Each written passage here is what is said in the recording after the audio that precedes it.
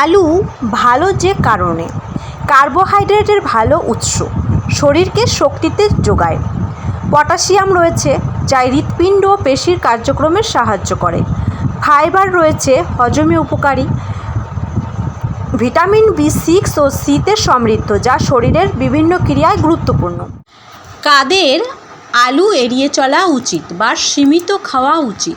Diabetes রয়েছে যাদের, আলুতে গ্লাইসেমিক ইন্ডেক্স অনেক উঁচু যা রক্তের সুগার হঠাৎ বাড়াতে পারে। অতিরিক্ত ওজন বা ওজন নিয়ন্ত্রণে রয়েছে যারা, আলু অনেক কার্বোহাইড্রেট ও ক্যালোরিতে সমৃদ্ধ যা ওজন বাড়াতে পারে যদি অনেক খাওয়া হয়।